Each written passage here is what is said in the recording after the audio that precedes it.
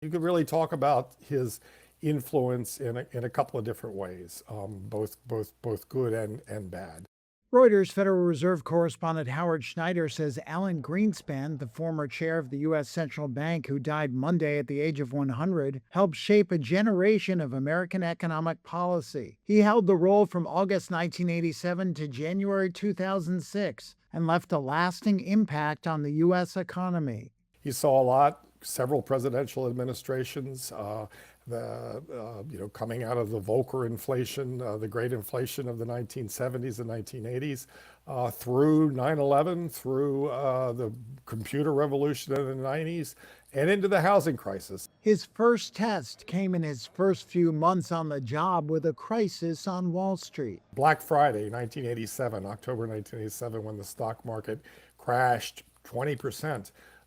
He was very quick to put out a statement saying, we are the source of liquidity and we will provide liquidity as needed. Now, this was at a moment where people were wondering how far this would go, how much damage it would do to the U.S. economy.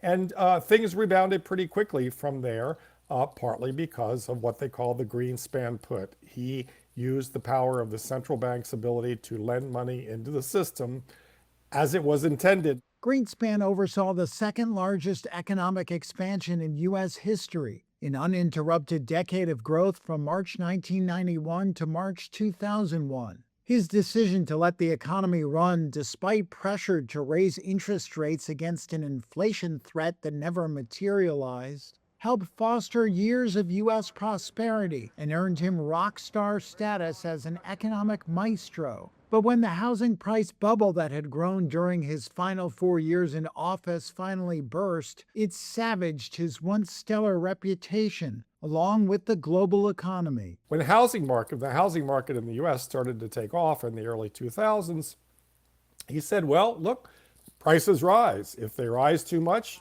people will come in and start shorting that market and bring it back down. And ultimately, if there's froth today, there won't be froth tomorrow. We don't have to worry about this. It's not going to be a national bubble or a national problem. Well, boy, he eventually came in and acknowledged, yeah, that was wrong. That was a flaw in my thinking. Greenspan's shadow loomed large over the first Fed news conference under new chair Kevin Warsh, who referenced him several times in his remarks and released a post-monetary policy meeting statement that was 130 words long. That is one of the shortest since Greenspan released his first post-meeting statement in 1994, coming in at just 99 words.